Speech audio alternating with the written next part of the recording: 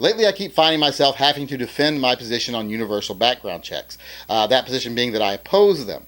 And I'm not just talking having to defend it to people that are anti-gun or in the middle. I'm talking even to people that are pro-gun and pro-gun rights. I'm having to defend my position of why I oppose them.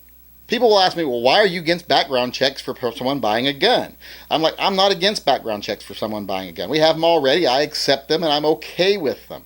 What I am not okay with is a federally imposed background check for private sales. That's what the universal background check is, and it's also a lead up to registration. So I oppose it for that reason, but the main reason I oppose it for is not that slippery slope argument. The main reason I oppose it is because it is an overreach of federal powers.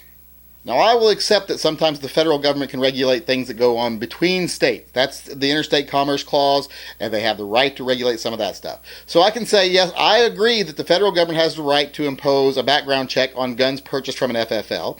Those guns usually aren't manufactured in your state and then marketed in your state and purchased in your state. They are usually purchased somewhere else, shipped to a distributor, shipped to a retailer, and then you purchase them. So that is interstate commerce, so I accept that the government has rights to impose limits on those. And a federal firearms license is a federal license, so I think that they do have a right to impose some limits on that federal license.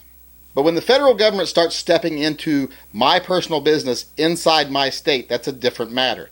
They are not granted that power by the Constitution. In fact, the Constitution clearly states they do not have the powers to interfere with what goes on within a state. That is a state power. If my state wanted to pass a universal background check for private sales, I would accept that. If they passed it legally and legitimately, I would accept that as the law of my state. Now, I would hope that it would get appealed to the Supreme Court and be declared unconstitutional, but until then, I would accept it, I would abide by it, and I would do everything I could to fight it. But that's a state issue. That's my own state telling me what happens inside my state. When the federal government starts telling you what happens inside your state, they are really overstepping their powers. They do not have that ability.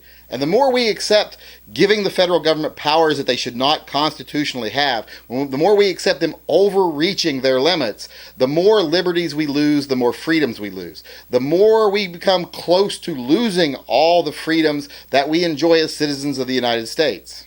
So like I said, I'm not okay with the federal government telling me what I can do with my own property inside my own state with another person inside my state. They already tell me if I take my gun and I sell it to someone across the border here, I live on a border. If I was to go 5 miles south of here and sell a gun, I have to go through an FFL because I'm crossing state lines. That's within federal powers to tell me that.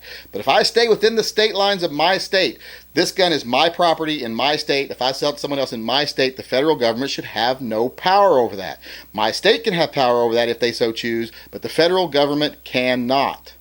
So again, I'm not against background checks for guns. Now, I don't think they do much good. I don't think they stop a lot of crimes. I mean, look at all the recent tragedies. They wouldn't have stopped a single one of them. And if you look through history, they wouldn't have stopped many of those either.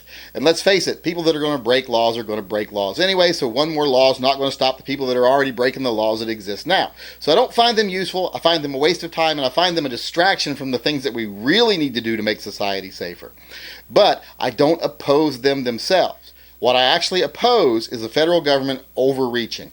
I oppose the federal government granting itself powers it does not have under the Constitution.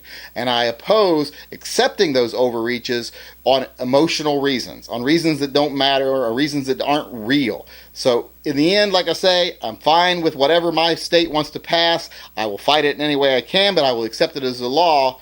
But when the federal government does it, it's wrong.